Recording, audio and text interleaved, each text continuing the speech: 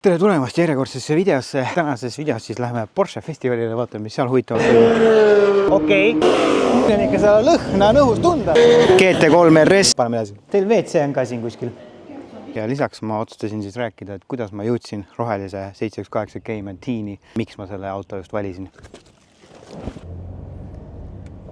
Nii, alustame siis sellega, et sõidame Türi kultuurikeskuse juurde. Mul ei ole küll Porsche Classic, aga seal toimub siis Porsche klassikute kogunemine. Ma mõtlesin, et ma lähen sinna, teen seal hoopis esimesi pildid ja videod ja värgid ja vaatan, mis seal toimub. Kuigi mul on nagu uuem Porsche nii-öelda, siis mul on alati kuidagi kisub ikka nende klassikute poole. Midagi ei ole paratanud. Ma ei tea, miks saad internetis juppe taga ajada ja vaata, mingi suur lind on siin. Megas, Megas.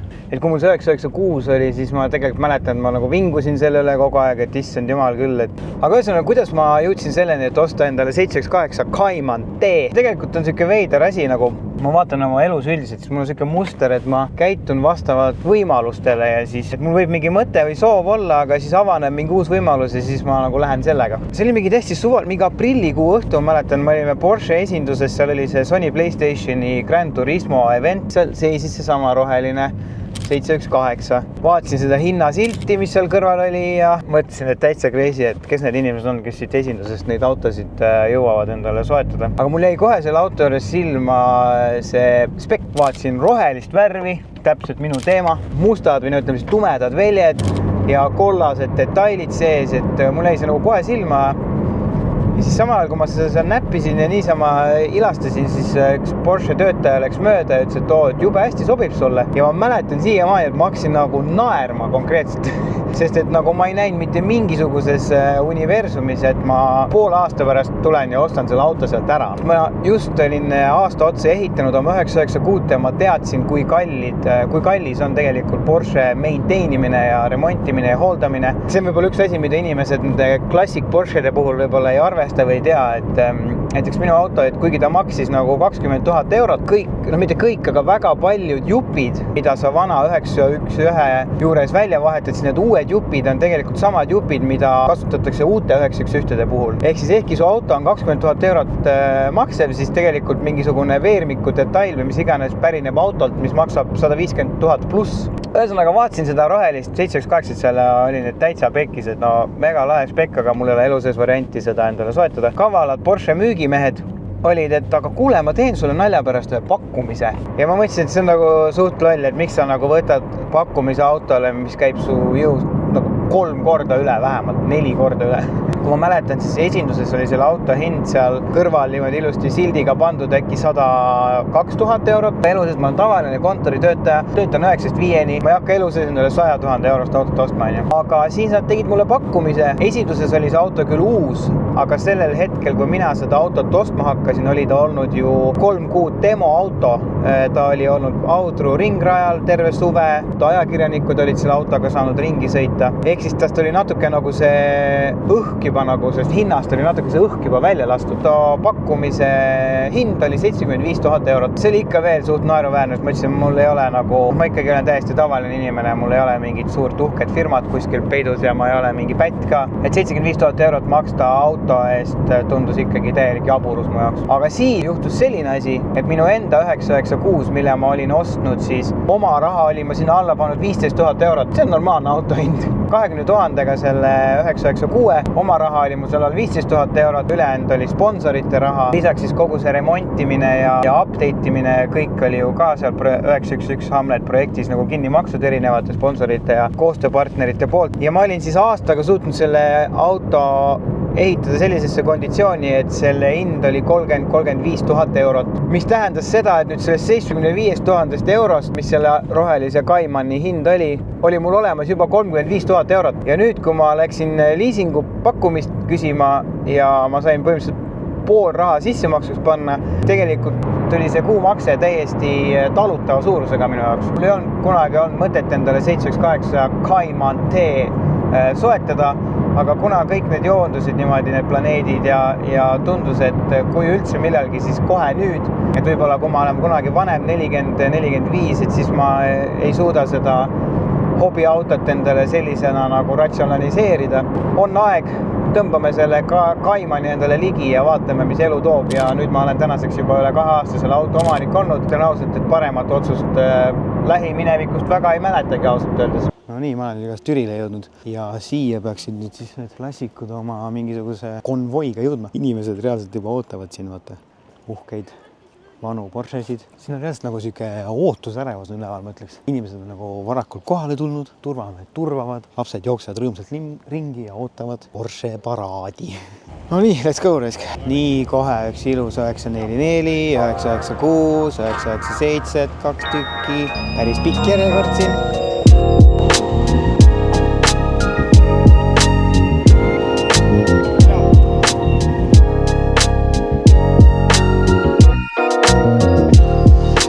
Nii, Aerokitiga 996, 997. Oppa, mis istmed siin on. Legendaarne kollane turbo. Veel üks turbo. Musta numbrimärgiga Targa. Oot, siin on auto, madalaks lastud 997. Uue värviga.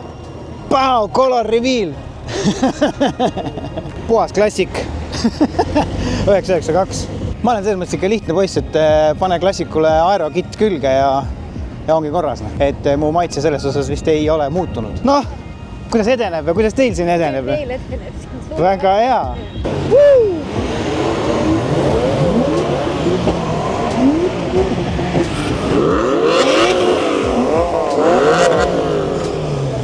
Siin on ikka seda lõhna õhus tunda. Midagi pole öelda, ikka klassikud on ikka, pakuvad ikka seda emotsiooni ja kommuunitunnet ja sellel aastal mulle tundub visuaalselt, et on rohkem klassikuid kui kunagi varem. Et selles mõttes nagu mega lahe, et 10. juubeliks kohe selline korralik klassikute paraad siin kokku sai. Teiega oli puhas lust, me tuleme veel ja kui nii hästi läheb, me tuleme iga nädal. Aitäh, olge tragid! Võib-olla väike peatus ja siis paneme Pärnusse.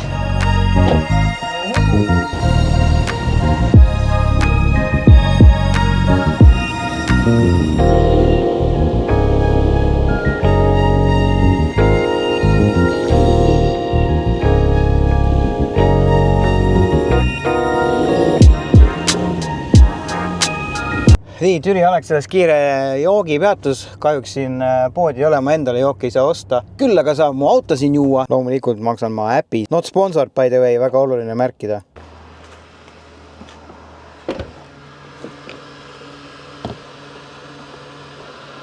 Üks asi, mida Porsche omanikuna võib-olla ei räägita, on see, et ma võin mäleta, millal ma viimati sain tankida 95. Nii kaua, kui ma mäletan oma elu, ma olen pidanud tankima 98. Keegi mäletab veel, kui sai paagi täis 50 euroga või? Jälle 73 eurot paaki valatud ja... Aga selle eest on lõbus, vaata. 73 eurot, mis on lõbus. Kui sa pead seda nagu niisama kuhugi riigile ära maksma, nagu näiteks automaks, see ei ole nagu huvitav. Nagu iga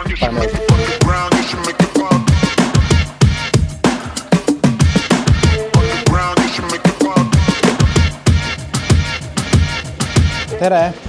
Teil WC on ka siin kuskil? 50 senti või? Ikka saab. Aha, siin on väga hästi kõik. Mul ikka lemmik asi suvalisse ringisõitmistele astuda mingitesse huvitavatesse bensiinijaamadesse, tanklatesse, et toetada kohalikku ettevõtlust ikkagi.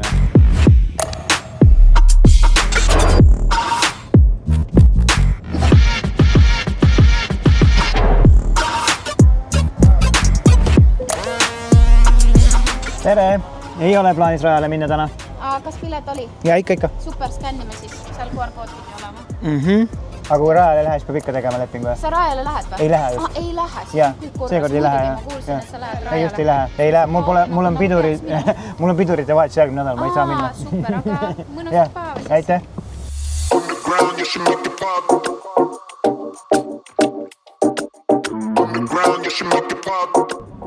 Tere! Kas käepael on? Jaa, on just olemas. Nii, siis on korras. Aitäh!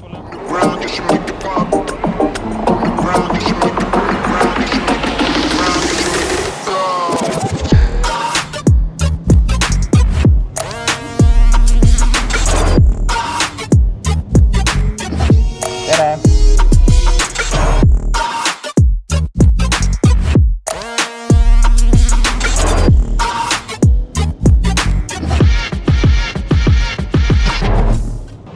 olemegi siis maandunud Porsche festivali möllu keskel, et möll käib, päike on ilusti välja tulnud pilvede tagant, vihm on ära saadetud, et vaatame selle möllu siis üle. Ja see on mu lemmikkoht, kus olla, sellepärast, et siin saab autot reaalselt tunda ja kuulda hästi.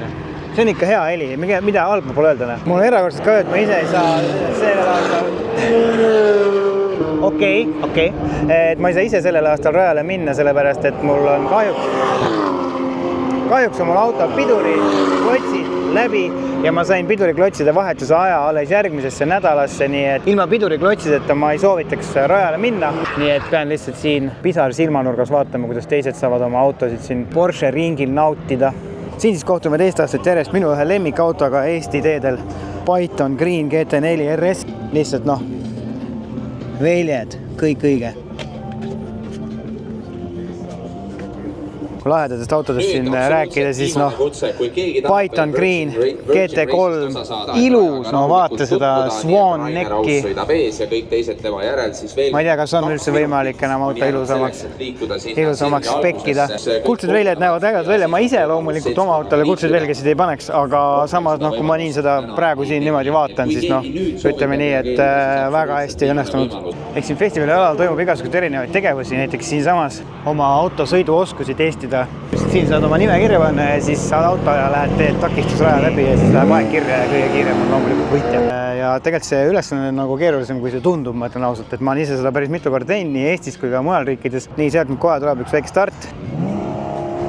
Nii, esimest laulum nii hästi. Juba läks natukene käest ära. Ja nii nüüd tagasi pööre ilusti ja nüüd kiirendus. Ja ilusti stopp. Ja ütleme nii, et saaks paremini. No nii, klassikud on ka jõudnud siis lõpuks Porsche ringrajale.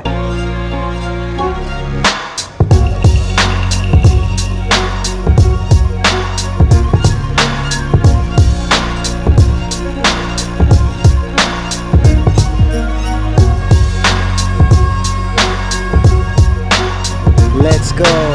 911 madalaks lastud, näeb lihtsalt lahe välja. Ma tean, et see on kõikide mu põhimõtete vastane, aga ma ei saa midagi parata.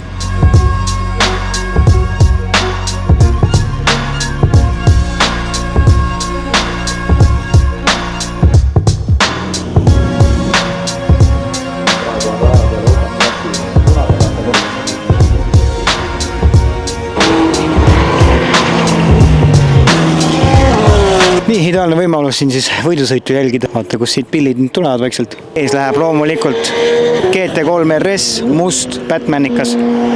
Siit tulevad klassik, veel GT3-d. No ilus, mis ma oskan öelda. Siin hing laulab lausa. Ega Porsche festival ei ole ainult kaheukselised sportautod. Siin on ka selline asi nagu off-road ala, kus saab siis Porsche maasturiga minna natuke turnima. No nii läheb elektriline Macan kohe peale. Ees ootab see asi. Kõige pingelisem asi, mida ma vaadanud olen viimase 10 aasta jooksul.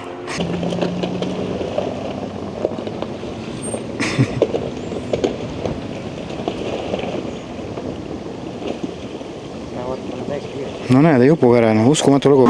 Siinkohas võib-olla ongi hea festivali melule joon alla tõmmata, ilusate helide saatel, festival minu selja taga. Mulle tundub, et selle 10. juubeli aasta siin saab kuidagi niimoodi kokku võtta, et Porsche kommuun elab. Et siin on rekordarv klassikuid kohal, võidusõiduautod sõidavad, inimesed on rõõmsad, muusika mängib. See ongi ju tegelikult lõppkokkuvõttes nende autode, nende uhkemate, edevamate autode omamise mõte. Et sa oled osa kommuunist, lõppkokkuvõttes inimestega suhtlemine, sotsialiseerumine, see ongi ju kogu asja mõte. Kahju, et ma rajale ei saanud minna, suvi ei ole veel läbi, uued piduriklotsid on tellitud, et loodetavasti jõuan suvel ikka siia ringrajale ka. Tänks, et vaatasite, järgmise videoni.